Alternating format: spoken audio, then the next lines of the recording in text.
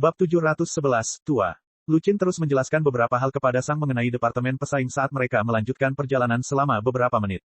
Akhirnya, Lucin berubah kembali menjadi manusia dan berhenti di lokasi yang tampaknya acak. Sang telah mencatat perjalanan mereka, dan dia menduga mereka berdua saat ini berada di dekat tepi utara wilayah Lightning Manor, yang juga merupakan tepi utara benua Atrium. Saat ini cuaca sudah sangat dingin, dan Sang tidak bisa merasakan banyak mana cahaya di sekitarnya. Dia bisa melihat awan tebal tetapi dibandingkan dengan lautan petir, tidak banyak petir di sini. Awan yang dilihat Sang adalah awan khas musim dingin, kelabu dan selalu ada. Sedangkan untuk tanah, semuanya tertutup lapisan es dan salju yang tebal. Baiklah, kita sudah sampai, kata Lucin. Mulai dari titik ini, semua yang ada di sini diperuntukkan bagi awan. 100.000 kilometer dari sini hingga tepian atrium semuanya diperuntukkan bagi awan. Wilayah ini terlarang bagi Spark dan Boltling karena keberadaan awan dirahasiakan. Banyak anggota Bolt yang mengetahui tentang Cloud, namun mereka tidak dianjurkan untuk membicarakannya.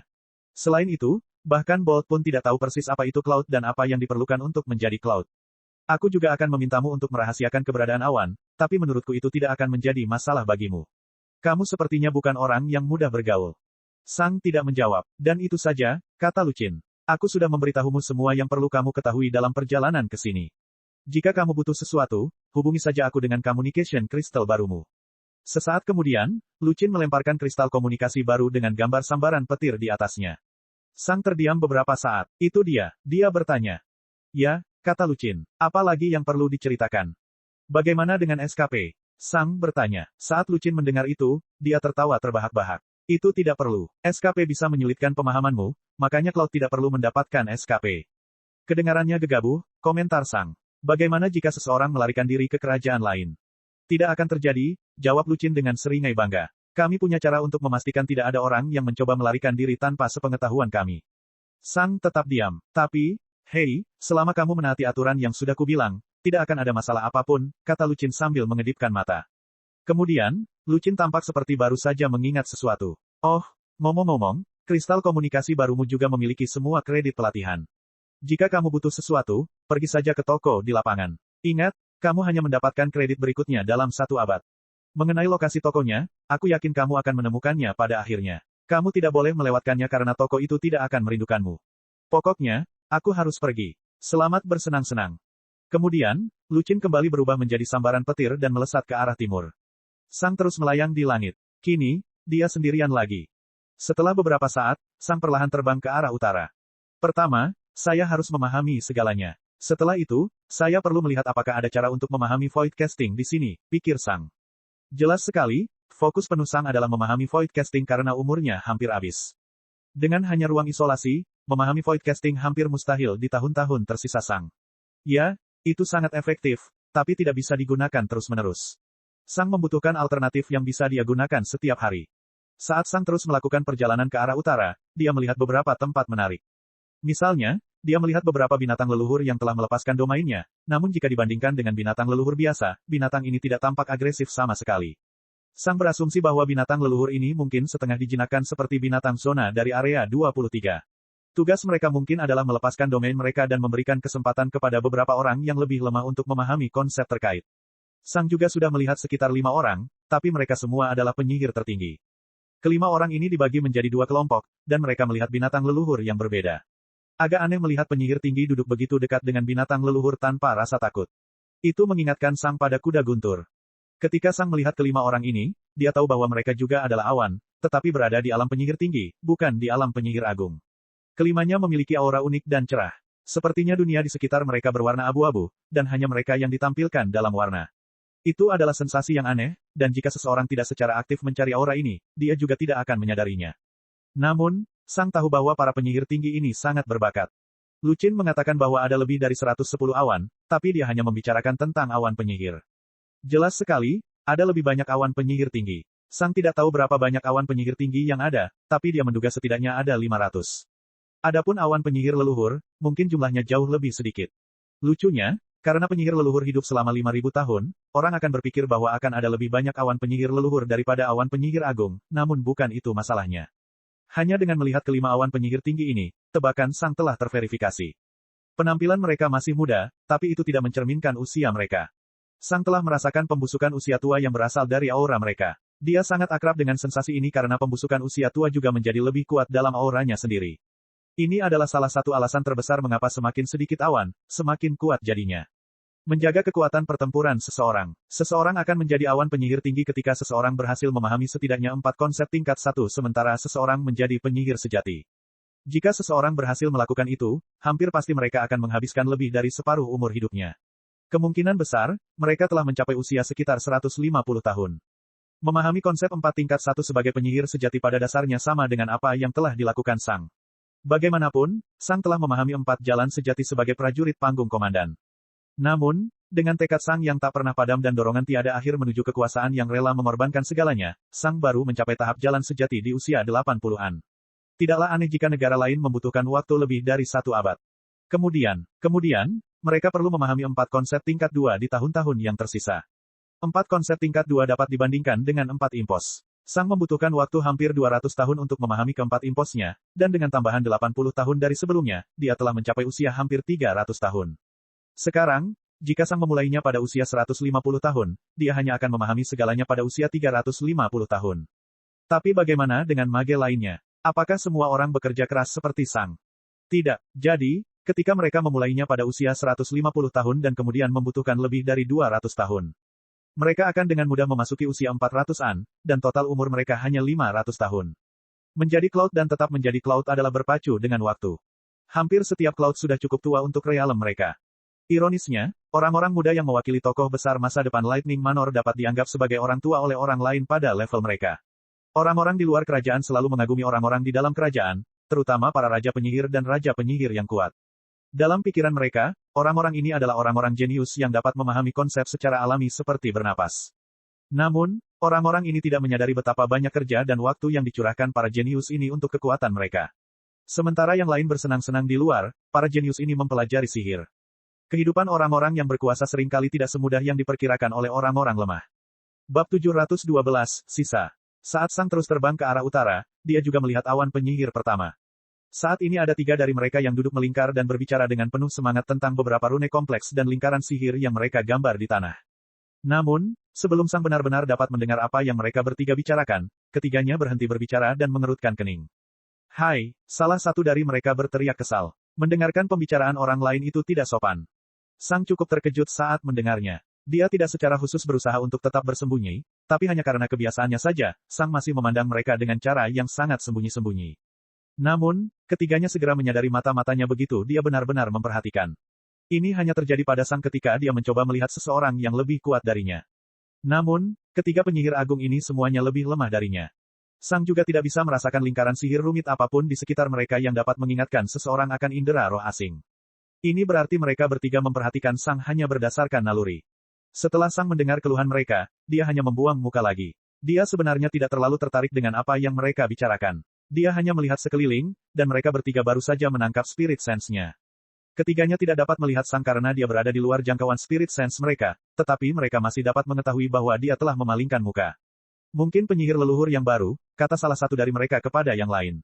Mereka selalu mengintip karena mereka tidak terbiasa jika semua orang memperhatikan spirit sense mereka. Setelah itu, mereka bertiga kembali melanjutkan pembicaraan tentang apapun yang telah mereka bicarakan sebelumnya. Beberapa detik kemudian, Sang juga melihat sebuah arena yang sangat besar, hampir sebesar yang ada di Star City, namun dibandingkan dengan yang ada di Star City, arena ini tidak semewah itu. Yang ada di Star City memiliki tembok besar dan lantai yang mahal, tapi yang ini pada dasarnya hanyalah sebuah lubang besar di tanah tanpa tembok apapun. Sang tidak begitu yakin apakah ini tempat para awan berlatih melawan satu sama lain atau apakah mereka juga bertarung sampai mati di sini. Namun demikian, arena tersebut agak tandus, dan Sang hanya dapat mengetahui bahwa itu adalah arena dari beberapa lingkaran sihir di sekitarnya. Saat ini, tidak ada seorang pun di dekat atau di arena. Setelah itu, Sang melihat seorang penyihir leluhur duduk di langit di atas awan. Mereka hanya fokus pada angin dingin di sekitar mereka. Dari kelihatannya, mereka mencoba memahami suatu konsep. Sang dapat merasakan bahwa penyihir leluhur ini sama hebatnya dengan orang lain. Kemudian, penyihir leluhur tiba-tiba membuka mata mereka dan memandang Sang dengan kesal. Sesaat kemudian, Sang merasakan sakit kepala, tapi tidak terlalu parah. Sang menduga penyihir leluhur mungkin terganggu oleh indera rohnya dan menjadi kesal. Sang hanya membuang muka, mengabaikan mereka, dan terus terbang menuju utara. Dia tidak melihatnya, tapi penyihir leluhur membuka mata lebar-lebar karena terkejut. Kenapa Cloud itu tidak bereaksi sama sekali? Mereka baru saja menggunakan mantra kuat yang memberikan tekanan pada pikiran seseorang, yang akan menyebabkan sedikit rasa sakit. Penyihir leluhur merasa mantra mereka berhasil, tetapi orang itu tidak bereaksi sama sekali. Itu tidak masuk akal. Penyihir leluhur terus menatap Sang selama beberapa detik dengan penuh minat, namun pada akhirnya, mereka membuang muka lagi. Ada banyak orang aneh di sini. Hal berikutnya yang dilihat Sang adalah semacam air terjun raksasa. Tingginya lebih dari 10 km dan kedalamannya lebih dari 100 meter. Jumlah air yang jatuh dari sana benar-benar tidak nyata. Sang melihat dua orang bermeditasi di depannya, tapi dia tidak melihat cukup dekat sehingga mereka bisa memperhatikannya, tapi dia juga tidak yakin seberapa kuat mereka karena itu. Sang berasumsi bahwa ini adalah tempat untuk memahami konsep sungai tingkat 4, yang mungkin berarti bahwa orang-orang di depannya adalah penyihir leluhur. Agak mengejutkan bahwa Sang telah melihat penyihir leluhur sebanyak penyihir agung di wilayah baru hingga saat ini. Beberapa kilometer lebih jauh, Sang dapat melihat sebuah lubang besar, lebarnya hampir 10 km dan kedalamannya yang tiada habisnya. Sang bahkan tidak bisa merasakan dasarnya, yang berarti kedalamannya tak terduga. Kekuatan gravitasi dan bumi mungkin sangat kuat di bawah sana. Sang tidak bisa merasakan siapapun di dekat atau di dalam lubang, tapi bisa juga orang-orang yang ada di sana berada terlalu dalam di dalam lubang sehingga Sang tidak bisa merasakannya. Beberapa detik kemudian, Sang melihat sesuatu yang mengejutkannya. Dia telah melihat banyak hal menarik dalam beberapa detik terakhir, tapi yang ini adalah yang paling mengejutkan. Itu adalah pedang. Itu adalah pedang yang sangat besar. Di kejauhan ada pedang yang panjangnya lebih dari 100 km, dan tertancap di tanah. Sang bisa merasakan aura yang benar-benar kuno dan sangat kuat datang darinya, namun meskipun usianya sudah jelas, ia tampak benar-benar baru. Logamnya yang mengilat berkilauan dalam cahaya musim dingin yang lembut, dan kepingan salju serta es yang terbawa angin menari-nari di sekitarnya. Sang bisa merasakan metal mana agresif dalam jumlah yang sangat brutal keluar darinya. Faktanya, ada begitu banyak metal mana yang keluar sehingga Sang merasa dia bahkan tidak bisa mendekatinya. Entah bagaimana, Sang tahu bahwa jika dia memutuskan untuk terlalu dekat dengan pedang, dia akan terpotong oleh logam. Hal ini sangat mengejutkan Sang. Dia merasa pedang ini sama kuatnya dengan laut petir. Ini hanya berarti satu hal. Pedang ini pernah menjadi milik non-penyihir dari alam ke-9. Untuk pertama kalinya, Sang melihat sisa-sisa masa lalu. Sesuatu yang bersifat fisik yang menunjukkan kekuatan para petarung fisik dari masa lalu. Berhenti. Bab 713, Uji Coba Keinginan. Seseorang berteriak pada Sang, dan Sang merasakan spirit sense-nya didorong menjauh dari pedangnya. Sang tidak tahu bagaimana seseorang bisa melakukan itu.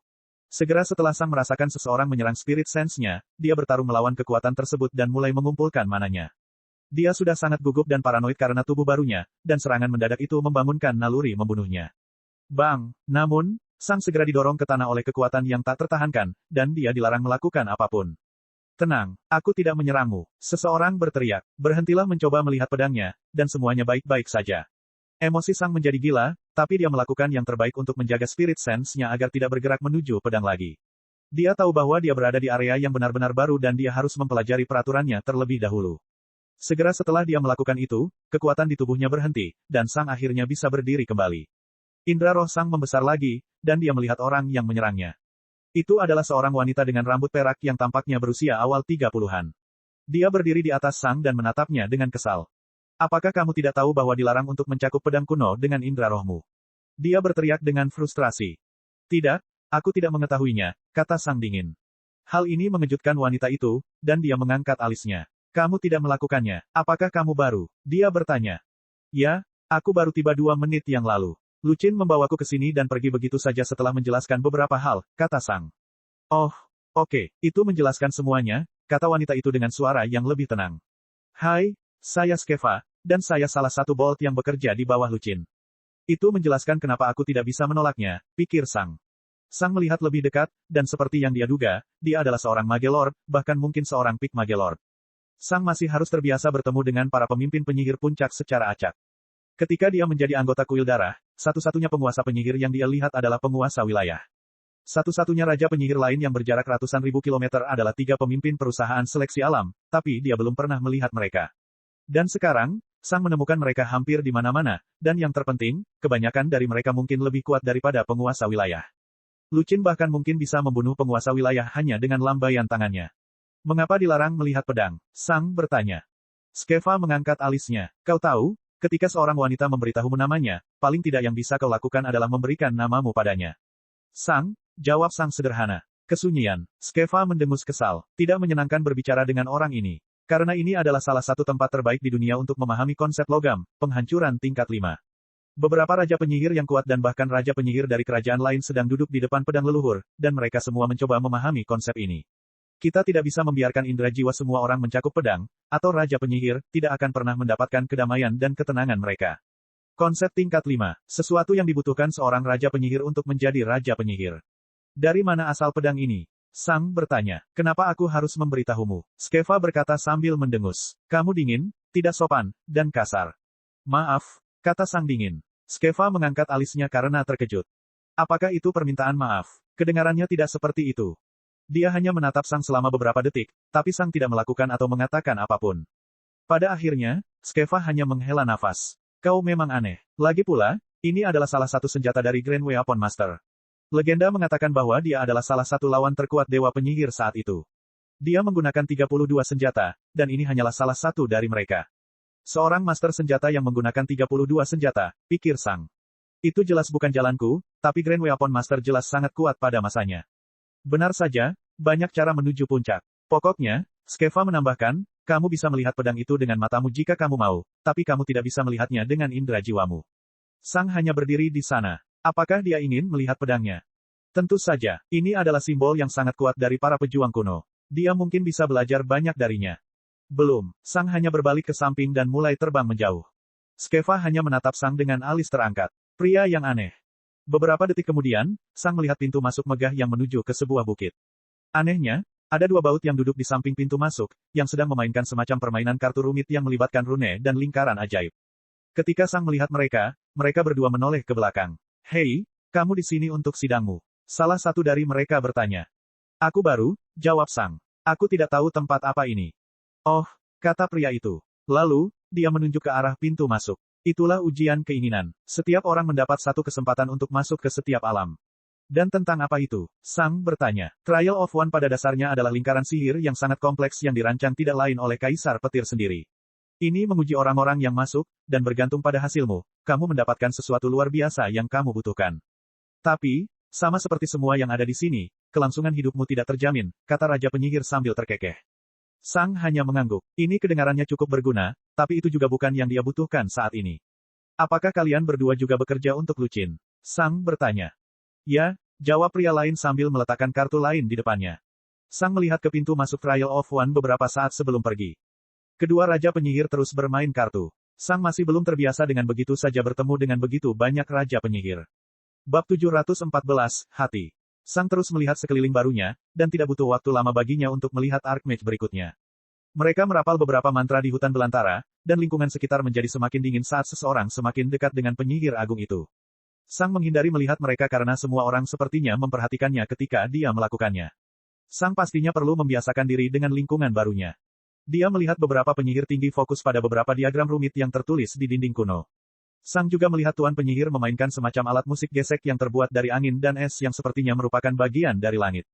Melodi yang dimainkannya menciptakan sakit kepala yang sangat kuat di benak Sang, tapi dia juga bisa melihat 40 awan duduk di sana dengan mata tertutup dan mendengarkan melodinya. Anehnya, sebagian besar dari mereka tersenyum puas, sementara hanya beberapa di antara mereka yang tampak meringis. Namun, dilihat dari ekspresi mereka, orang-orang yang meringis tidak menganggap melodi itu terlalu menyakitkan. Sementara itu, tangan Sang memutih saat dia menekannya dengan hampir seluruh kekuatannya di sisi kepalanya untuk meringankan sakit kepala hebat yang dia rasakan. Sang bisa menahan banyak rasa sakit, tapi entah kenapa, melodi ini menimbulkan sakit kepala yang begitu kuat sehingga Sang segera berbalik untuk menjauh dari suara itu secepat mungkin. Bagi Sang, suara itu benar-benar mengerikan. Rasanya hampir seperti operasi yang dilakukan penjaga terhadap jiwa Sang. Sang tidak ingin mendengar melodi ini lagi. Dia membencinya. Itu membuatnya marah. Dia ingin membunuh siapapun yang membuat melodi itu. Dia membencinya. Dia sangat membencinya. Melodi sialan ini. Melodi sialan ini. Itu harus mati. Dia akan membunuh. Sang menarik napas dalam-dalam. Sang sudah menjauh dari melodi itu, dan dia tidak mendengarnya lagi. Dia perlahan menarik napas, dan perlahan menghembuskan napas. Sang tidak perlu bernapas untuk bertahan hidup, tetapi bernapas masuk dan keluar secara perlahan dapat menenangkan saraf seseorang. Dia tetap seperti ini selama beberapa menit. Akhirnya, Sang benar-benar tenang. Apa yang baru saja terjadi? Dia berpikir sambil meletakkan tangannya ke dagunya sambil berpikir. Bukannya aku merasa begitu kesakitan dan kehilangan kendali atas emosiku. Ini hanya sedikit musik. Mengapa hal itu mempunyai efek yang begitu kuat pada saya? Entah kenapa, hanya memikirkan melodinya saja sudah membuat jantung Sang berdebar kencang karena cemas bahkan ketakutan. Sang tidak tahu ada apa dengan melodi aneh itu, tapi dia bersumpah tidak akan pernah pergi ke tempat ini lagi. Sebaliknya, Sang melihat ke tempat lain. Ketika dia baru saja mundur dari Melodi, Sang telah tiba di lokasi baru. Ada hutan yang sangat gelap di depannya. Pepohonan berwarna hitam. Tanahnya hitam, udaranya hitam, semuanya hitam. Satu-satunya tanda kehidupan adalah 3 penyihir yang berjalan sangat lambat melalui hutan, ekspresi mereka stres dan mata mereka terpejam. Hutan hitam sedikit menarik perhatian Sang, dan dia mendarat di depannya. Kemudian, dia perlahan berjalan ke arahnya, sama seperti para penyihir lainnya. Namun, ketika Sang sampai di pintu masuk hutan, dia berhenti. Kakinya gemetar, dia tidak bisa berjalan maju lagi. Anehnya, pikiran Sang tenang, dan dia memandang situasi saat ini dengan ketidakpedulian dan logika yang dingin. Namun, tubuhnya menunjukkan tanda-tanda panik dan ketakutan. Jantungnya berdebar kencang, tangannya bergetar tak terkendali. Kakinya tidak mau bergerak, napasnya bertambah cepat. Penasaran, pikir Sang sambil memperhatikan tubuhnya yang dipenuhi kepanikan. Aku tidak merasa takut, tapi entah kenapa, sesuatu dalam diriku menolak untuk membiarkanku maju. Benar saja, tempat ini tidak seperti tempat lain yang pernah kulihat. Tidak heran kerajaan memiliki penyihir terkuat di dunia. Dengan lokasi ajaib seperti itu, bahkan orang idiot pun bisa menjadi raja penyihir. Sang berhenti mencoba memasuki hutan hitam dan berbalik. Begitu dia memutuskan untuk pergi, semua kepanikan dan ketakutan di tubuhnya lenyap. Sang terbang ke langit dan terbang selama beberapa detik. Dia menemukan beberapa binatang leluhur dengan penyihir duduk di sekitar mereka. Dia menemukan gunung penting yang hanya terbuat dari kilat. Dia menemukan pilar api yang menyala-nyala setinggi beberapa kilometer. Dia menemukan beberapa penyihir lagi berbicara satu sama lain. Akhirnya, Sang bertemu dengan seorang raja penyihir yang tampaknya hanya duduk secara acak di tengah lapangan yang acak. Sang mengabaikannya, tapi Tuan Penyihir tidak mengabaikannya. Hei, aku tidak mengenalmu. Apakah kamu baru? Tanya Tuan Penyihir. Sang berhenti terbang dan menoleh ke arah Tuan Penyihir. Saya tiba beberapa menit yang lalu. Tunjukkan padaku kristal komunikasimu, kata Raja Penyihir. Sang memanggil kristal komunikasinya. Ya, semuanya sudah beres, kata Raja Penyihir. Selamat datang di Hipye. Selamat tinggal, Sang bertanya. Itulah yang kami sebut sebagai tempat ini, kata Sang Raja Penyihir sambil terkekeh. Itu karena kita selalu mendapat orang baru sementara orang lama meninggal. Makanya disebut hai dan selamat tinggal, Hipye. Saya Fleros. Anda bisa memandang saya sebagai seorang administrator. Jika Anda memerlukan sumber daya apapun, sayalah orang yang ingin Anda ajak bicara. Bisa dibilang, Anda juga bisa mengatakan bahwa saya adalah penjaga toko, kata Fleros. Lucin seharusnya memberitahumu tentang sebuah toko, kan? Atau dia lupa menyebutkannya lagi? Tidak, dia menyebutkannya, kata Sang. Saya hanya berasumsi bahwa akan ada bangunan yang terlihat. Dia bilang saya tidak boleh melewatkannya. Ya, kamu tidak boleh melewatkannya karena aku benar-benar mengenal semua orang di sini, kata Fleros sambil terkekeh. Aku sudah memperhatikanmu selama beberapa waktu. Benarkah? Sang berkata dengan suara dingin dan apatis. Ya, mau bagaimana lagi? Aku punya spirit sense yang besar, tahu. Fleros berkata sambil terkekeh. Ngomong-ngomong, kamu orang yang aneh. Kamu tahu itu. Aku sudah diberitahu, kata Sang. Kau tahu? Fleros menambahkan, aku telah melihat banyak orang baru, tapi aku belum pernah melihat satupun orang yang mempunyai reaksi sekuat itu terhadap melodi hati dalam dan hutan hati luar. Sang bisa menebak apa yang dibicarakan Fleros. Dan apa fungsi kedua hal ini? Melodi hati batin memberi kekuatan pada hasratmu yang terdalam dan paling tertekan, memberinya kekuatan untuk melawan dirimu yang lebih besar. Hutan hati bagian luar juga melakukan hal yang sama, namun alih-alih hanya membangkitkan perasaanmu yang terpendam, hutan ini malah mewujudkannya sebagai penampakan ilusi yang menyerangmu. Kedua hal itu sangat berharga untuk menghilangkan penyesalan seseorang dan membuat mereka mencapai kedamaian dan ketenangan batin. Anda harus tahu betapa sangat membantu hal itu untuk memahami konsep. Atau, mungkin tidak, tambah Fleros. Sepertinya kamu memiliki kedamaian di dalam dirimu yang sama besarnya dengan kekejian. Bab 715, Flero. Sang hanya mendengus. Itu tidak masuk akal, kata Sang. Oh, kenapa itu tidak masuk akal? Fleros bertanya dengan senyum tertarik. Saya tidak menekan apapun jauh di dalam diri saya, kata Sang dengan tenang. Saya mempunyai tujuan saya, dan saya berusaha mencapai tujuan saya dengan seluruh keberadaan saya. Jika saya menekan sesuatu, saya tidak akan dapat menindaklanjuti rencana dan pelatihan saya. Fleros mengangkat alisnya. Jadi, maksudmu kamu tidak menekan apapun dan kami tidak tahu cara kerja metode pelatihan kami. Sepertinya hanya itu satu-satunya penjelasan, jawab Sang datar. Hal ini mengejutkan Fleros. Aku mengenal diriku sendiri, dan aku tahu bahwa seluruh keberadaanku bersatu dalam mencapai satu tujuan. Aku tahu bahwa aku tidak menekan apapun. Oleh karena itu, pasti ada hal lain yang menjadi alasan mengapa melodi hati batin terdengar begitu menjengkelkan di telingaku. Mungkin itu hanya berfungsi pada penyihir. Sudahkah kamu mengujinya pada prajurit? Bagaimana jika keadaan khusus tubuhku mengganggu melodi hati batin? Tubuhku terus-menerus berada pada 70% energi kehidupan, dan aku merasa cemas, bahaya, dan gugup sepanjang waktu. Tidak mengherankan jika melodi hati batin ini tidak berhasil padaku karena itu. Jangan langsung berasumsi ada yang salah dengan diriku begitu kita bertemu, jelas Sang dingin. Senyuman Fleros lenyap, dan digantikan oleh sedikit kekhawatiran yang membingungkan. Apakah kamu sendiri sejujurnya tidak menyadarinya? Tidak ada gunanya membicarakan hal ini, jawab Sang. Aku sendiri yang mengetahuinya. Apakah kamu? Fleros bertanya dengan prihatin. Ya, benar, jawab Sang dengan suara yang sedikit lebih agresif. Fleros hanya memandang Sang dengan kasihan. Lalu, dia menarik napas dalam-dalam dan perlahan menggelengkan kepalanya.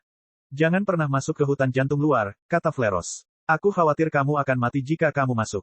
Aku tidak berencana untuk pergi, jawab Sang. Semua hal tentang ketenangan dan kedamaian batin ini mungkin berguna bagi kalian para penyihir, tapi bagiku, itu hanyalah buang-buang waktu. Setiap saat aku duduk-duduk, tidak melakukan apa-apa, adalah momen yang terbuang sia-sia. Fleros tidak terkejut bahwa Sang berbicara tentang prajurit karena dia telah mendengar dari Lucin bahwa anggota terbaru mereka bukanlah seorang penyihir. Mungkin kau benar, kata Fleros, tapi suaranya tidak terdengar meyakinkan. Siapa yang tahu, kamu berbeda dari orang lain. Mungkin memang ada yang lain. Tentu saja, Fleros tidak mempercayai semua itu. Fleros telah melihat banyak awan, dan dia tahu banyak tentang manusia. Dia tidak bisa sepenuhnya melihat kepribadian seseorang, tapi dia bisa merasakannya ketika dia merasakan aura seseorang. Dan ketika dia merasakan aura Sang, hanya satu kata yang terlintas di benaknya. Kekacauan. Segala sesuatu tentang dirinya berada dalam kekacauan. Prajurit ini seperti seseorang yang berlari secara membabi buta ke arah yang acak dengan seluruh kekuatannya. Mereka tidak tahu kemana mereka harus pergi, tetapi mereka tahu bahwa mereka harus berlari dengan segala yang mereka punya. Seseorang seperti itu kemungkinan besar tidak berdamai dengan dirinya sendiri. Namun, Fleros telah memutuskan untuk mengambil langkah mundur dan meninggalkan jalan keluar bagi Sang. Fleros tahu bahwa dia tidak mungkin mengubah orang seperti itu. Tidak sendirian, tidak dalam waktu singkat, tidak sekarang. Apakah ada sesuatu yang perlu atau ingin kamu tanyakan? Fleros bertanya setelah mengubur topik itu. Saya perlu tahu seberapa banyak yang bisa saya ceritakan kepada Anda, kata Sang. Apapun yang kau ceritakan padaku, tetap menjadi milik Lucin dan aku, kata Fleros. Tentu saja, apapun yang kamu katakan padaku tidak akan mencapai Cloud atau Bolt lain kecuali kamu berencana mengkhianati Lightning Manor. Lucin telah memberitahuku tentang Spirit Sense kamu, dan dia juga secara kasar menjelaskan kepadaku bagaimana kamu mencapai level kamu saat ini. Sang mengangguk. Apakah ada acara wajib yang harus aku ikuti? Wajib, tidak, jawab Fleros, tetapi setiap 100 tahun, kami mengadakan perburuan hutan belantara. Apa itu? Sang bertanya. Kami menciptakan simulasi hutan belantara dengan banyak binatang, gua tersembunyi, cobaan, rahasia, dan harta karun. Ini sangat berbahaya, tapi Anda punya kesempatan untuk mendapatkan imbalan yang luar biasa. Semakin berisiko dan berbahaya suatu hal, semakin baik pula imbalannya, bahkan ada kesempatan untuk menjadi murid sementara Raja Penyihir. Sementara, Sang bertanya. Sang mengira beberapa Raja Penyihir sudah menerima beberapa murid, tapi ternyata tidak. Terlebih lagi, orang paling berbakat dari Hipye hanya bisa menjadi murid sementara. Menjadi pelajar sementara lebih baik daripada menjadi pelajar tetap, kata Fleros. Bagaimana? Sang bertanya. Soalnya, saat kamu menjadi murid tetap, gurumu harus membuatmu menyesuaikan diri dengan kehidupan sehari-hari mereka. Raja Penyihir sangat sibuk, dan kamu mungkin hanya mendapat kesempatan untuk berbicara dengan mereka mungkin selama 2 minggu dalam setahun atau sekitar itu. Tetapi, dalam kasus kita sebagai murid sementara, Raja Penyihir berhenti melakukan tugasnya untuk sementara dan menyerahkannya kepada Raja Penyihir lain selama sekitar 1 abad, dan pada abad itu, mereka sepenuhnya fokus untuk melatihmu. Itulah mengapa lebih baik. Sang mengangguk. Masuk akal. Jadi, tidak ada acara wajib kan? Benar, bagus, kata Sang. Kalau begitu, aku perlu cara untuk memahami bentuk khusus dari Void Casting. Oh, ceritakan lebih banyak lagi, kata Fleros penuh minat. Sang menjelaskan apa yang ingin dia capai, dan Fleros mendengarkan dengan penuh perhatian. Menarik, katanya penuh minat. Apakah kamu yakin ini mungkin? Penjaga membenarkannya, jawab Sang, dan dia bahkan mengatakan bahwa ada banyak cara untuk mencapai apa yang saya inginkan. Mata Fleros terbuka karena terkejut. Penjaga, Sang mengangguk. Saya bertemu dengannya karena status saya sebagai seorang pejuang dan sense jiwa saya. Saya kira Lucin tidak memberitahu Anda tentang detail itu. Fleros menghela nafas. Tidak, dia tidak melakukannya. Wow, penjaga, itu benar-benar membangunkanku. Jadi, apakah ada jalan keluarnya? Sang bertanya. Fleros mengusap dagunya sambil berpikir. Yah, metode normal kami dalam mengajar Void Casting sepertinya tidak berhasil untukmu. Bab 716, Biologi. Mengapa tidak? Sang bertanya. Soalnya, kami mengisi aula besar dengan banyak mana dan memasukkan beberapa konsep. Mana di aula bergerak dalam gelombang cepat, dan pergerakan gelombang membuatnya lebih mudah untuk melihat kekuatan primal. Tidak semudah itu untuk menjelaskan kepada non-mage. Faktanya, apa yang ingin Anda capai bukanlah bentuk standar dari Void Casting. Bentuk void casting yang paling efektif adalah menggunakan konsep campuran unik yang terdiri dari konsep ruang, waktu, dan gravitasi untuk mencapai efek tekan pada mana di sekitar Anda. Tapi itu hanya sesuatu yang diketahui oleh kekaisaran. Void casting yang digunakan orang luar lebih primitif, di mana orang hanya memaksa mana ke dalam ruang kecil dengan pikiran mereka. Apa yang kamu coba lakukan lebih mirip dengan bentuk void casting ini, tapi kami hanya mengajarkan versi yang lebih baik, yaitu versi eksklusif untuk Empires. Itulah mengapa metode kami tidak berhasil untuk Anda. Prinsip intinya sangat berbeda, jelas Fleros. Sang mengerutkan kening. Tetapi seharusnya ada cara lain untuk membantu saya mencapai apa yang saya inginkan, bukan? Tentu saja, kata Fleros sambil menyeringai, dan meskipun tidak ada, dengan uang yang cukup, kami akan membuatkan satu untukmu. Saat ini, saya masih belum sepenuhnya yakin bagaimana rencana Anda untuk memahami bentuk unik void casting Anda. Saya memerlukan lebih banyak informasi untuk menemukan metode pelatihan yang sesuai. Bisakah Anda memberitahu saya apa yang telah Anda lakukan dan bagaimana hal itu memengaruhi Anda pemahaman tentang void casting? Sang mengangguk dan memberitahu Fleros tentang pelatihan yang telah dia lakukan selama 20 tahun terakhir. Ketika Fleros mendengar tentang ruang isolasi, dia meminta konfirmasi beberapa kali. Sangat sulit baginya untuk menerima apa yang telah dilakukan Sang terhadap dirinya sendiri. Akhirnya, dia hanya bisa menerimanya, dan dia terus mendengarkan Sang. Oke, saya rasa saya tahu apa yang Anda coba lakukan, kata Flores setelah menghela napas panjang. Sementara void casting kami bekerja dengan konsep dan kekuatan pikiran kami, tindakan Anda lebih merupakan tindakan instingtual yang memerlukan perubahan signifikan pada tubuh Anda. Pada dasarnya Anda ingin mengubah elastisitas dan keuletan jalur mana Anda. Anda ingin menyerap mana dalam jumlah besar dalam sekejap, memasukkannya ke dalam jalur mana Anda, dan kemudian melepaskannya secara eksplosif. Tentu saja, menyimpan mana dalam jumlah besar ini tanpa batas waktu adalah hal yang mustahil karena itu pada dasarnya hanya menandakan terobosan kecil. Bagaimanapun, begitulah cara kerja realem. Kami hanya mendapatkan kemampuan untuk mempertahankan dan menggunakan lebih banyak mana. Apa yang ingin kamu lakukan adalah tidak meningkatkan realmu tetapi pada dasarnya tetap mendapatkan kekuatan dari realem yang ditingkatkan dengan meningkatkan kekuatanmu untuk sementara waktu. Apakah sejauh ini benar? Fleros bertanya. Sang mengangguk. Fleros dengan sempurna menggambarkan apa yang ingin dia lakukan. Di satu sisi, Sang mengira Fleros, sebagai raja penyihir yang kuat, dapat dengan cepat memahami apa yang Sang coba lakukan, tapi hal itu masih sedikit mengejutkannya. Prinsip yang diciptakan Sang selama 20 tahun telah sepenuhnya dipahami dan disederhanakan dalam hitungan detik oleh Fleros. Sekali lagi, Sang bisa merasakan perbedaan antara pikiran seorang pejuang dan seorang penyihir. Bagus, kata Fleros. Sekarang, izinkan saya menjelaskan mengapa aksi Anda dengan ruang isolasi tidak memberikan hasil yang konstan. Sekarang, Sang semakin tertarik. Dia belum mengetahui jawaban dari pertanyaan itu. Dengan membuat tubuhmu kelaparan akan mana dan memaksanya melakukan penarikan mana secara ekstrim, kamu memajukan tubuhmu ke arah tertentu dengan menggunakan momentummu. Ini bukanlah sesuatu yang diharapkan oleh Sang. Seperti yang Anda ketahui, kita semua membutuhkan momentum untuk mencapai terobosan. Saya telah mendengar dari Lucin bahwa Anda telah menggunakan akumulasi momentum di alam keempat selama setiap terobosan kecil, bukan? Sang mengangguk. Ini mengambil momentum yang kamu peroleh dengan memahami imposmu, memaksamu untuk memahami hal lain untuk mencapai alam kelima. Tentu saja, aku juga mendengar bahwa kamu bahkan belum mencoba menerobos sebelumnya, tapi itu tidak mengubah fakta bahwa itu tidak mungkin terjadi. Bagaimanapun, apa yang Anda lakukan saat ini adalah hal yang sama tetapi dalam bentuk yang lebih tidak resmi atau lebih lembut. Daripada menggunakan momentum Anda saat melakukan terobosan, Anda menggunakannya pada saat krisis mutlak bagi tubuh Anda. Kekuatan yang sama yang telah meningkatkan kekuatan jalur mana Anda untuk mendukung penciptaan inti binatang kini mengubah jalur mana Anda lagi, tetapi kali ini dengan cara yang berbeda. Kali ini, fokusnya pada elastisitas. Jalur mana Anda untuk sementara dapat menampung lebih banyak mana hanya dengan memiliki kemampuan untuk berkembang lebih dari biasanya. Namun, ada batasan untuk perluasan ini. Jalur manamu tidak berada dalam ruang hampa melainkan di dalam tubuhmu, dan tekanan dari tubuhmu juga menahannya. Oleh karena itu, jalur tersebut hanya dapat berkembang sebanyak itu. Alasan kenapa kamu tidak bisa berlatih seperti itu terus-menerus adalah karena kamu perlu meningkatkan kegigihan jalur manamu terlebih dahulu. Bisa dibilang elastisitas meningkatkan volume jalur mana Anda sementara keuletan meningkatkan kepadatan. Dengan menyerap mantra dari penyihir leluhur yang telah Anda lawan, pada dasarnya Anda merusak dan melemahkan jalur mana Anda. Anda bisa melihatnya seperti memalu beberapa baja.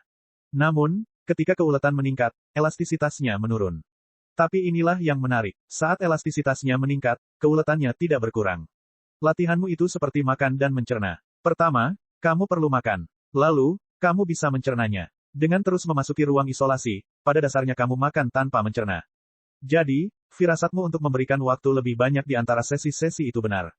Sekarang, karena kami mengetahui apa yang dilakukan pelatihan Anda sekarang, kami dapat menemukan cara untuk memperbaikinya. Rupanya, aspek pelatihan elastisitas jalur manamu sudah tercakup. Menurutku tidak mungkin menemukan cara yang lebih baik untuk meningkatkannya selain membawamu ke kaisar kehidupan dan memintanya mengubah tubuhmu secara manual. Tapi jelas ada banyak hal yang bisa kami lakukan untuk aspek keuletan. Sang sudah menjadi sangat tertarik. Yang mana? Fleros menyeringai. Saya sudah memikirkan beberapa. Bab 717, bukan penyihir. Berapa kali aku harus memberitahumu? Kamu tidak bisa begitu saja menggunakan rune dinding retrograde di dekat rune air mancur spontan. Berhasil, bukan? Ya, tentu saja. Tapi kamu harus membuat diagram yang benar-benar baru setiap kali kamu ingin membuat diagram baru jika kamu terus-menerus melemparkan semuanya secara acak. Terus kenapa? Kalau begitu, aku akan melakukan hal itu. Bukannya aku belum pernah melakukan hal itu sampai sekarang. Dua pria dan seorang wanita sedang duduk di dalam gua yang dalam dan gelap. Seekor binatang leluhur puncak yang tampak seperti kelabang hanya berada beberapa kilometer lebih dalam di dalam gua, tetapi ia tidak menyerang mereka. Gua itu dipenuhi dengan mana kegelapan yang tebal, tetapi tiga orang yang duduk di dalam gua tidak terlalu memperhatikan mana kegelapan maupun binatang itu. Mereka jauh lebih fokus mengkritik mantra seseorang. Wanita itu terus menatap salah satu pria itu dengan alis terangkat penuh kekhawatiran dan kebingungan. Dia memiliki satu mata biru sedingin es dan satu mata merah. Rambut dan jubahnya berwarna ungu. Dilihat dari fitur-fiturnya dan mana di sekitarnya, dia memiliki afinitas suhu yang langka. Pria lain sedang melihat pria yang sama dengan seringai mengejek. Dia memiliki mata putih tetapi mengenakan jubah abu-abu. Rambutnya beruban, tetapi ujungnya berwarna putih. Dilihat dari fitur-fiturnya dan mana di sekitarnya, dia memiliki dual affinity. Cahaya dan waktu. Orang terakhir sedang melihat mereka berdua dengan ekspresi kesal. Dia memiliki mata dan rambut hitam dan biru. Mirip dengan wanita, dia mengenakan jubah ungu namun dengan warna berbeda. Berdasarkan fitur-fiturnya dan mana di sekitarnya, dia memiliki ketertarikan ganda pada kegelapan dan air, yang juga memberinya ketertarikan pada racun. Ketiga orang ini memiliki afinitas yang akan mengejutkan dunia, tapi di Hippie, mereka sama seperti orang lain. Ketiganya adalah penyihir agung puncak. Mereka telah berbicara tentang metode pria ungu dalam menciptakan mantra selama beberapa waktu, ingin meyakinkan dia untuk mengikuti pola standar, tapi dia terus menolak. Tiba-tiba, mereka bertiga berhenti bicara dan memandang dengan kesal ke arah barat. Seseorang baru saja melihat mereka dengan spirit sense mereka, mengganggu mereka. Mereka bertiga menoleh ke belakang, namun mereka sedikit bingung saat melihat pria yang melihat ke arah mereka. Dia mengenakan jubah putih robek dan rambut hitam. Namun, dia tidak memiliki mata, dan terlebih lagi, auranya sangat membingungkan. Mereka bertiga dapat merasakan bahwa aura orang ini sama cemerlangnya dengan aura mereka, yang berarti bahwa dia juga seorang jenius yang luar biasa, namun di saat yang sama, orang ini hanya memiliki pikiran pada level penyihir agung awal. Dan yang terpenting, dia juga merasa agak berbahaya bagi mereka. Namun, bagaimana orang seperti itu bisa merasa berbahaya bagi mereka? Orang ini 3 tingkat di bawah mereka. Hei, bisakah kamu melihat mantra penyamarannya? Pria ungu itu bertanya, mengira sang menyembunyikan level aslinya. Tidak, jawab 2 orang lainnya. Cukup mengesankan, kata pria ungu itu lagi. Aku terkejut ada yang bisa membodohi kita bertiga. Hei, apa menurutmu dia sengaja melihat kita untuk menguji mantra penyamarannya? Wanita itu bertanya. Mungkin, jawab pria berkulit putih abu-abu itu. Hei, tunggu sebentar. Wanita itu mengirimkan pesan ke Sang sebelum keluar dari gua. 2 lainnya mengikutinya. Sang berhenti terbang ke depan dan terus melayang di udara. Beberapa detik kemudian, mereka bertiga tiba di depan Sang, memandangnya dengan penuh minat. Gilanya, bahkan pada jarak sedekat itu, mereka tidak bisa merasakan tanda-tanda Sang memiliki pikiran di alam penyihir puncak. Bagaimana cara kerja mantra itu? Elemen apa yang digunakannya? Wanita ungu itu bertanya pada Sang dengan penuh minat.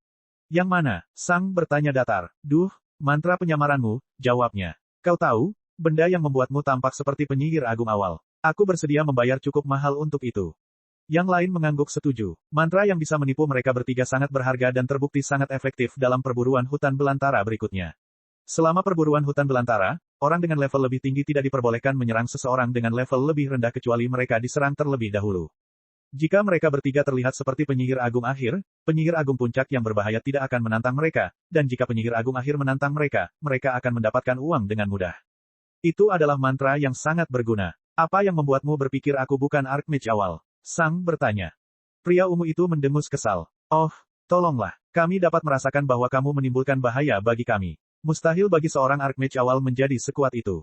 Kamu harus memiliki kemampuan untuk melompat 3 level melawan orang-orang dengan Spirit Sense 4 kali lipat. Menurutku tidak itu mungkin. Oleh karena itu, kamu menggunakan mantra untuk menyembunyikan kekuatan pikiranmu. Sang terdiam selama beberapa detik, membuat ketiga orang itu mengangkat alis. Aku tidak menggunakan mantra untuk menyembunyikan kekuatan pikiranku, jawab Sang. Aku benar-benar memiliki pemikiran di alam Archmage awal. Mereka bertiga mengerutkan alis dengan ekspresi tidak percaya. Kau tahu, aku merasa terhina karena kau mengira aku akan tertipu oleh hal itu, kata pria ungu itu. Aku tidak berbohong, kata Sang. Alasan mengapa aku merasa berbahaya bagimu tidak ada hubungannya dengan pikiranku. Sementara pikiranku berada di alam penyihir awal, keberadaanku berada di alam puncak kelima. Aku bukan seorang penyihir. Hal ini mengejutkan mereka bertiga. Bukan penyihir. Kapan terakhir kali mereka melihat manusia yang bukan mage? Mereka melihat lebih dekat ke arah Sang, dan benar saja, setelah Sang mengatakannya, mereka bisa merasakan tekanan yang diberikan tubuh Sang pada ruang di sekitarnya. Mereka tidak menyadarinya sebelumnya karena mereka terbiasa hanya melihat pikiran seseorang. Tubuh hanya menjadi penting jika menyangkut binatang. Untuk sesaat, mereka tidak yakin apa yang harus mereka lakukan mengenai hal ini. Bab 718, Tantangan. Segera setelah mereka bertiga menyadari bahwa Sang bukanlah seorang penyihir, mereka mulai berbicara satu sama lain dengan cepat melalui transmisi suara. Butuh beberapa detik bagi mereka untuk mengatakan sesuatu lagi kepada Sang. Jadi, kamu bukan seorang mage, kan? Wanita ungu itu bertanya. Sang hanya mengangguk. Lalu, kamu siapa? Kamu bisa menyebutku pejuang, kata Sang. Seorang pejuang, wanita ungu di samping mengulangi dengan terkejut. Maksudmu seperti orang-orang aneh dari area pengembangan ini? Mirip, ya, kata Sang. Lalu, wanita itu mengangkat alisnya. Lalu, apa yang kamu lakukan di sini? Saya bagian dari Departemen Pesaing, jawab Sang. Anda, pria kulit putih dan abu-abu mengulangi dengan ekspresi tidak percaya. Anda adalah bagian dari Departemen Pesaing. Itulah yang baru saja kukatakan, jawab Sang. Kemudian, pria ungu di sampingnya mendengus. Oh ya, kalau begitu, mari kita lihat. Sesaat kemudian, dia mengeluarkan kristal komunikasi dan mengarahkannya ke Sang. Tiba-tiba, semburan cahaya pendek muncul, dan Sang merasakan kristal komunikasi miliknya keluar dari cincin luar angkasa atas kemauannya sendiri. Jelas sekali, Sang tidak akan menyimpan sesuatu yang dibuat oleh penyihir yang sangat kuat di dunia batinnya karena dia tidak ingin keberadaannya terungkap. Kristal komunikasi segera menampilkan sesuatu kepada Sang. Kamu ditantang duel hidup dan mati oleh Cloud Rowan. Apakah kamu menerimanya? Ketika mereka bertiga melihat kristal komunikasi Sang bereaksi seperti itu, mata mereka membelalak karena terkejut. Awan hanya bisa memberikan tantangan seperti itu kepada awan lainnya, yang membuktikan bahwa Sang benar-benar seorang awan. Apakah kamu benar-benar bersungguh-sungguh? Sang bertanya pada Rowan, pria ungu itu. Rowan mendengus percaya diri. Tentu saja, jika kamu menginginkannya.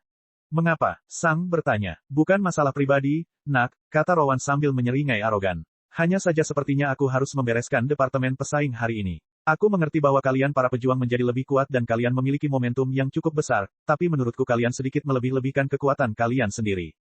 Tentu, kamu mungkin lebih kuat dari 99% penyihir jika kamu ada di sini, tapi itu mungkin karena kamu adalah seorang jenius yang tiada taraf di antara para pejuang. Namun, masih ada perbedaan antara seorang jenius yang tiada taranya di antara para pejuang dan seorang jenius yang tiada taranya di antara para penyihir. Hei, teriak wanita ungu di samping Rowan. Saya seorang rekan. Aku tahu apa yang kukatakan, jawab Rowan. Wanita itu hanya mendengus. Pria kulit putih dan abu-abu itu tidak mengatakan apapun. Kamu memiliki afinitas racun? Sang bertanya. Ya, jawab pria itu, sedikit mengubah kebenaran. Maaf, tapi afinitas racun adalah kelemahanku, kata Sang datar. Racun mempengaruhi tubuh, dan tubuhku adalah senjataku. Rowan hanya menatap Sang dengan kesal dan jijik. Dia takut Sang akan menolak. Sedetik kemudian, wanita ungu itu tiba-tiba mengeluarkan kristal komunikasi miliknya. Kristal komunikasi Sang mengirimkan sesuatu padanya lagi. Kamu ditantang duel hidup dan mati oleh Cloud Cindy. Apakah kamu menerimanya? Lalu, bagaimana denganku? Cindy bertanya sambil tersenyum cerah. Pikiran Sang terfokus pada Cindy untuk beberapa saat. Afinitas apa yang kamu miliki? Sang bertanya. Kenapa kamu menanyakan hal seperti itu? Ucap Cindy dengan sedikit kesal. Saya tidak tahu afinitas macam apa yang Anda miliki. Jadi, mengapa saya harus memberitahu Anda tentang afinitas saya? Karena itu keputusanku apakah aku mau menerima atau tidak, jawab Sang. Kesunyian. Cindy mendengus. Suhu, katanya. Oh, aku belum pernah melihat seseorang dengan kedekatan suhu, kata Sang.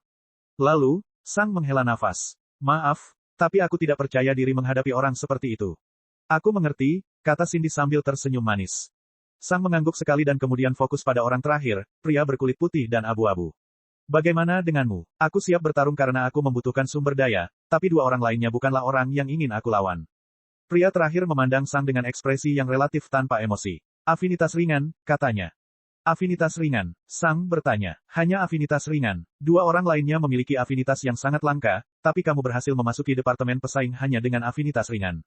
Pria itu memandang Sang dengan sedikit jengkel. Memasuki Departemen Pesaing bukan tentang memiliki afinitas yang langka, tetapi tentang seberapa besar afinitas yang bisa kamu hasilkan. Dua lainnya tetap diam. Dalam hal tertentu, pria berkulit putih dan abu-abu memiliki afinitas paling langka di antara semuanya, afinitas ganda antara cahaya dan waktu. Memiliki afinitas waktu saja sudah luar biasa, tetapi memiliki afinitas cahaya di atasnya sungguh gila. Namun, hampir tidak ada seorang pun di level mereka yang memiliki pengalaman dengan time magic, time mana, atau time affinities, sehingga hampir mustahil untuk merasakan time mana di sekitar pria berkulit putih dan abu-abu. Terutama ketika dia melakukan yang terbaik untuk menekan time mana miliknya. Perasaan roh Sang berputar-putar di dalamnya seolah dia sedang mengevaluasi pilihannya. Siapa yang terkuat di antara kalian bertiga? Sang bertanya. Ketiganya saling melirik satu sama lain. Yah, kami semua percaya bahwa kami adalah yang terkuat, tapi kami tidak mau memastikannya, kata Rowan. Lebih baik tidak bertengkar di antara teman-teman. Bahkan kamu, Sang bertanya pada pria berkulit putih dan abu-abu itu. Aku punya caraku sendiri, katanya tanpa emosi. Sang bersenandung sedikit dan menggaruk dagunya. Jika kamu bersedia, aku rasa aku bersedia melawanmu, kata Sang kepada orang terakhir. Dua lainnya menatap Sang dengan terkejut. Baiklah, kata pria itu tanpa emosi sambil mengeluarkan kristal komunikasi miliknya. Sedetik kemudian, kristal komunikasi Sang mengirimkan sesuatu padanya lagi. Kamu ditantang duel hidup dan mati oleh Cloud RL. Apakah kamu menerimanya? Sang fokus pada kristal komunikasinya selama beberapa detik. Tunggu apa lagi? Terima, kata RL. Sang fokus pada RL sejenak. Kemudian, dia fokus pada kristal komunikasinya lagi. Ding, tiba-tiba, kristal komunikasi RL mengeluarkan cahaya biru, yang berarti orang yang ditantangnya telah menerima duelnya. Dua lainnya tersenyum penuh kemenangan dan gembira saat melihat itu. Mereka akan menghasilkan uang. Ding, tapi kemudian, mata mereka membelalak kaget saat kristal komunikasi Cindy juga bersinar dalam cahaya biru. Ding, dan kemudian, bahkan kristal komunikasi Rowan pun bersinar biru. Untuk sesaat, mereka sangat bingung. Bagaimana? Apa? Dan kemudian, mereka menyadari bahwa Sang sebelumnya hanya menolak duel mereka secara lisan. Dia sebenarnya tidak menolaknya secara resmi. Mereka tidak terlalu memikirkannya karena tantangan seperti itu akan menjadi tidak setelah 10 menit tidak dijawab. Kemudian, mereka bertiga memandang Sang dengan kaget. Dan begitu mereka melakukannya, mereka menyadari bahwa aura Sang telah berubah. Dia tidak tampak lagi ragu-ragu dan mudah bergaul. Sebaliknya, dia merasa seperti seekor binatang dengan tenang menunggu mangsanya. Jadi, kata Sang dingin. Di mana kita bertarung? Bab 719, Persiapan. Mereka bertiga memandang Sang dengan kaget selama beberapa waktu. Sebelumnya, Sang tampak agak ragu. Dia bertingkah seperti anggota baru Hippie yang tidak yakin apa yang harus dia lakukan. Namun kini, tidak ada lagi ketidakpastian. Auranya stabil dan dingin, tanpa rasa cemas atau gugup. Dan kemudian, Cindy tertawa. Dua lainnya memandangnya dengan sedikit kebingungan. Sang tidak bereaksi. Kau lucu sekali, Sang, kata Cindy. Dia telah mendengar nama Sang ketika kristal komunikasi memberitahunya bahwa duelnya telah diterima. Kamu bertingkah gugup untuk memancing kami agar melawanmu.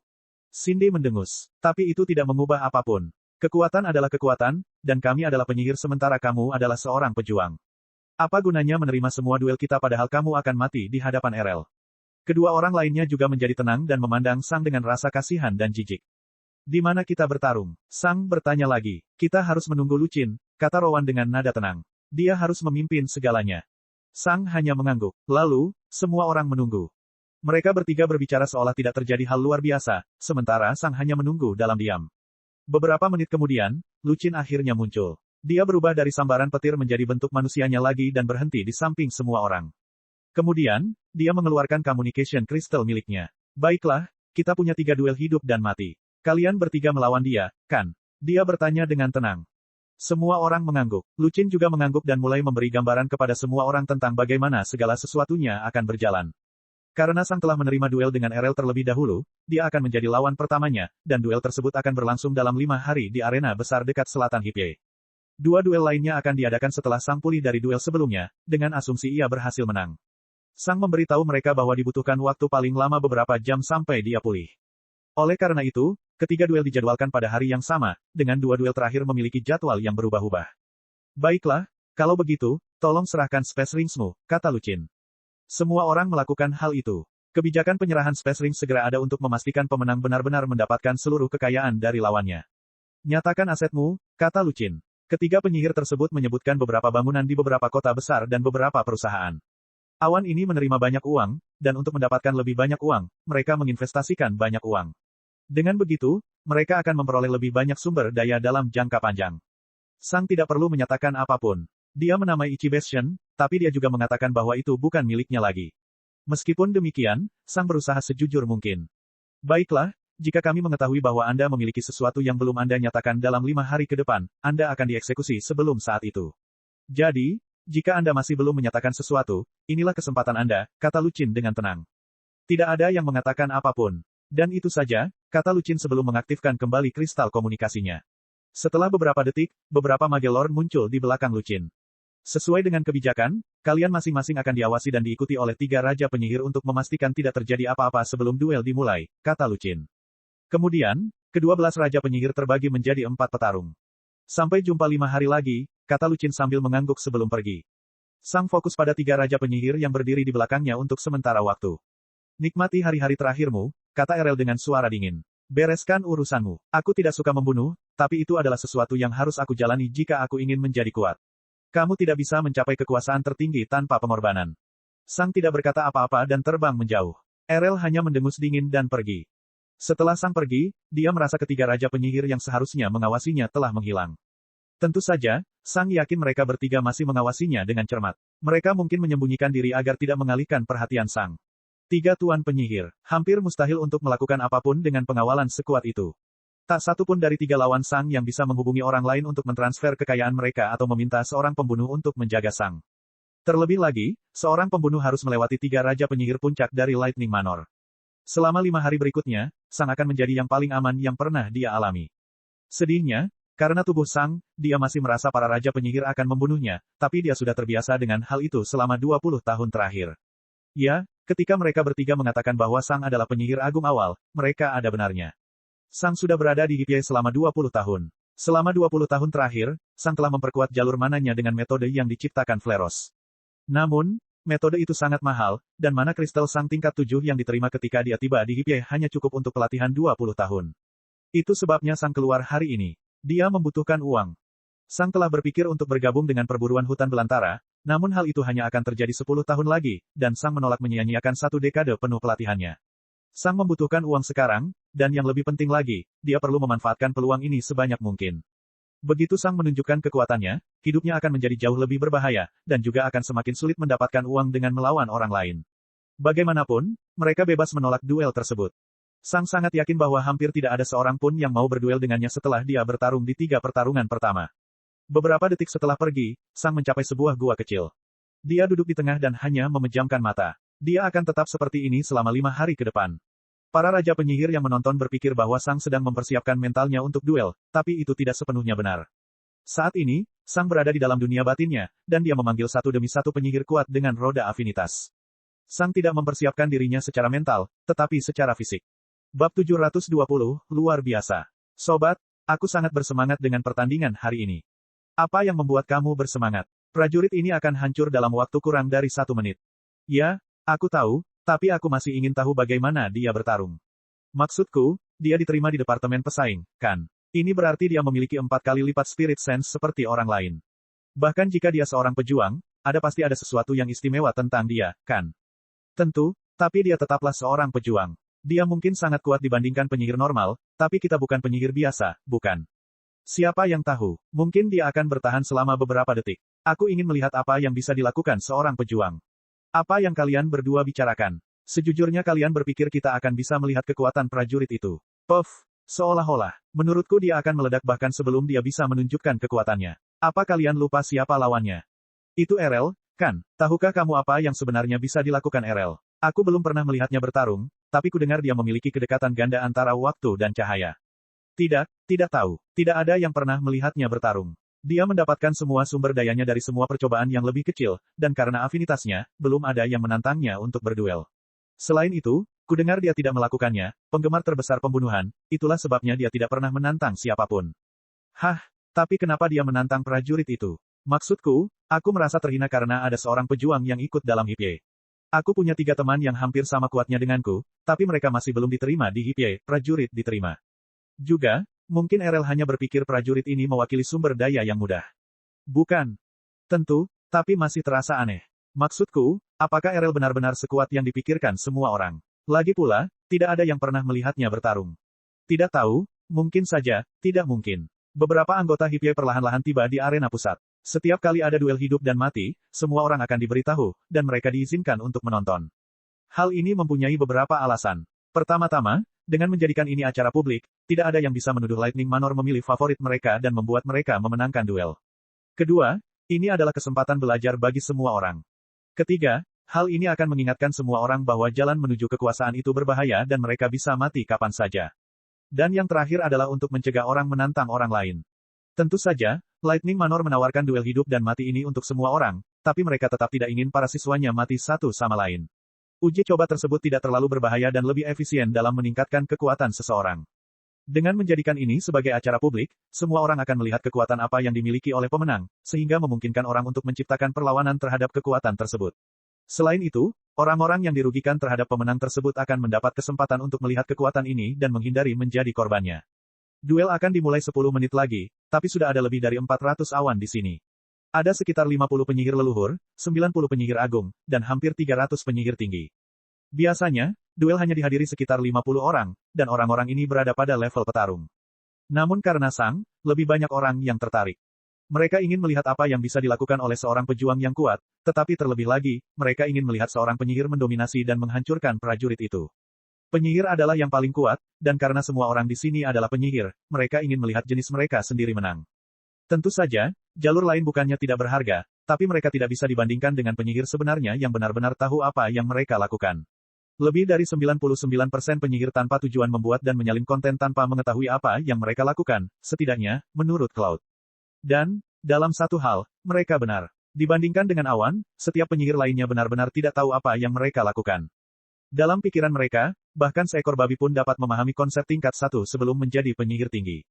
Tidak ada yang istimewa dari memahami hanya satu konsep sebelum sebuah terobosan, sementara 2 konsep adalah batas minimum untuk dianggap manusia. Hanya 3 konsep yang bagus dalam pikiran mereka, tetapi hanya orang yang memahami 4 konsep sebelum menjadi penyihir tinggi yang merupakan penyihir yang benar-benar menakjubkan. Ini adalah level Hippie. Saat itu, Gerald telah memahami 2 konsep tingkat 1 sebelum menjadi penyihir tinggi, dan dia telah memahami 2 konsep tingkat 2 sebagai penyihir tinggi. Mungkin, dengan banyak keberuntungan, dia bisa memahami yang ketiga, tapi itu tetap saja sulit. Dan dengan pencapaian ini, Gerald adalah penyihir normal paling kuat di area 23, dan dia akan berada sedikit di atas rata-rata di luar. Agon, Raja Sky Thunder, lebih berbakat. Dia telah memahami 2 konsep tingkat 1 sebelum menjadi penyihir tinggi, hampir 3 konsep sebelum menjadi penyihir agung, dan selama dia tinggal sebagai asisten pengawas, dia telah mendapatkan sumber daya yang cukup untuk mendorong ketiga konsep. Dengan 3 konsep level 3 sebagai Archmage, Agon memiliki peluang bagus untuk menjadi Boltling, seseorang yang akan dikembangkan menjadi Bolt masa depan. Seseorang yang cukup kuat untuk diinvestasikan oleh kekaisaran pada mereka adalah seseorang yang benar-benar luar biasa. Agon akan menjadi seseorang yang levelnya sama dengan yang ditemui Dawn Settling Sang di dekat Rahang Abadi. Agon bisa memerintahkan Spark, yang merupakan penyihir leluhur puncak yang kuat. Inilah yang dimaksud dengan dipilih. Inilah yang dimaksud dengan menjadi Tuan Penyihir di masa depan. Tuan Penyihir adalah orang yang paling kuat dan termasyur di luar markas besar kerajaan manapun.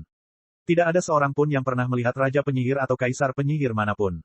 Hampir setiap manusia meninggal sebelum pernah melihatnya. Bahkan lebih dari separuh Raja Penyihir tidak akan pernah melihat Raja Penyihir. Raja Penyihir adalah legenda. Ini berarti bahwa Raja Penyihir pada dasarnya adalah penguasa dunia. Raja Penyihir mewakili puncak kekuatan karena Raja Penyihir pada dasarnya tidak benar-benar ada di dunia nyata. Dan Agon telah bekerja begitu lama dan keras untuk posisinya sebagai Boltling. Dan kemudian, ada Departemen Pesaing. Dan Awan mengira Boltling baik-baik saja. Beberapa di antaranya tidak buruk. Beberapa di antaranya bahkan bagus. Tapi itu tentang itu. Sebenarnya itu bukanlah sesuatu yang istimewa atau mengesankan. Itu hanya sedikit lebih baik dari rata-rata. Awan begitu kuat sehingga melampaui kekuatan dunia normal. Orang-orang dengan spirit sense 4 kali lipat adalah legenda. Itu hanya mitos. Tidak ada yang tahu apakah mereka ada. Ini bukanlah tingkat yang secara realistis dapat dicapai oleh siapapun. Setiap Cloud mewakili orang paling berbakat yang lahir dalam 500 tahun terakhir di wilayah seluas hampir 100.000 kilometer. Setiap Cloud adalah seorang jenius yang jumlahnya 1 kali dalam 1 triliun. Jika ini adalah bumi, satu awan mewakili orang paling menonjol yang pernah hidup sekitar 2000 tahun terakhir di seluruh planet. One Cloud mewakili orang paling berkuasa dalam sejarah bumi. Ini adalah Departemen Pesaing. Dan hari ini, Sang akan melawan Cloud pertamanya. Cek. Rakan-rakan kultivator sekalian, sebelum retret, sila terus berkultivasi untuk jurus subscribe, like, share dan komentar agar sekte novel Sadim terus berkembang pesat.